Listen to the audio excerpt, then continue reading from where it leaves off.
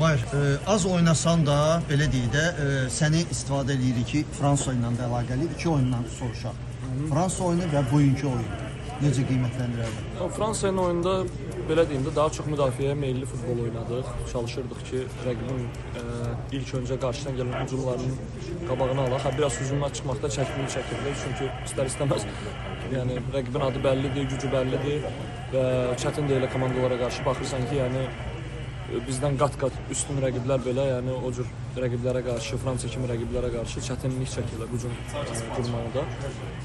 Bugünkü oyun nisbətən ən sevindirici məqam yenə keçən dəfə olduğu kimi bizim reaksiyamız idi. Yəni baxmayaraq ki, bundan öncəki oyun məğlub olduq, bu oyunda belə deyək, komanda motivasiyasından, istəyindən hiss olunurdu ki, bu oyunda nəsə əldə eləmək istəyirik. Yəni yaxşı motivasiya ilə çıxmışdıq.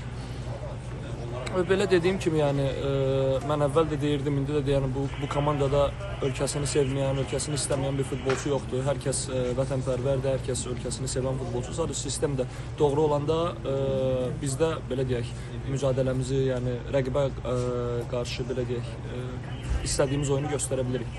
Demək olarmı ki, çoxları səni biraz qınadı Fransa ilə oyuna əlaqəli. İndi aydındır da, Almaniyada sən neçə oyunda oynamırsan. Məhz o oyunun səbəbindən sən bugün əvəzetmədə ikinci heyətdə çıxdın, hətta oyunun axırlarına yaxın. Onunla izah etmək olarmı? Yox, mən düşünmürəm ki, Ayxan müəllim ümumiyyətlə deyək, professional futbolda şərhlərlə, belə deyək, tənqidlərlə məşqçi dəyişikliyi eləsin və yaxud onlarla qərar versin. Yəni bu çox məncə absurd fikirdir. Ayxan müəllimin də elə bir olduğunu sanmıram. Sadəcə əvvəldən danışılmışdı, Fransa ilə oyunda nisbətən daha təcrübə lazım idi deyə mənə üstünlük verdiyini demişdi. Ki Fransa ilə də düşünürəm ki, hər bir futbolçu əlindən gələni elədi. Sadəcə insanların narazı olduğu məqamı anlaya bilmirəm. Amma belə deyək də, bəlkə də buna da pozitiv yanaşmaq lazımdır. Çünki hardasa 45 dəqiqə Fransaya demək olar ki, %100'lük qol epizodu verməmişdik və artıq meydanın içində özümüz inanmağa başlayırdıq ki, bəlkə burada nəsə eləmək olar deyə. Amma təbii ki, rəqibin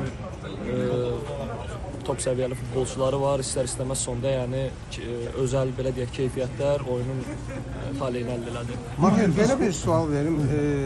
2 oyun oynadı komanda. 180 dəqiqə çərçivəyə 2 zərbə vurmuşuq. Azərbaycan udmaq üçün, ya ümumiyyətlə futbolda udmaq üçün 2 oyuna 2 zərbə çərçivəyə nə dərəcədə qələbə şansı yarada bilər? Yəni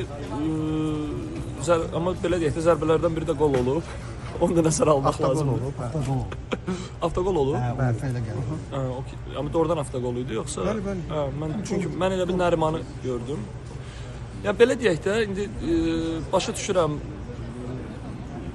Belə məqamlara da diqqət yetirirsiniz. Bu belə deyək bizdə tək bizdə yox, mən artıq neçə ölkədə oynamışam. Media nümayəndələrində var ümumiyyətcə belə bir şey ki, yəni ilk öncə negativə baxırlar, sonra pozitivə baxırlar və bu əslində yaxşı bir şeydir. Bunu bizə bildirməyimiz bizim ona, amma bir şey də nəzərə alaq ki, yəni Ayxan müəllimin bu artıq yəni 3-cü oyunudur və deyir ki, yəni bir söz var bizdə, deyir İgidi haqqını yemə, belə bir söz var səhv eləmirəmsə.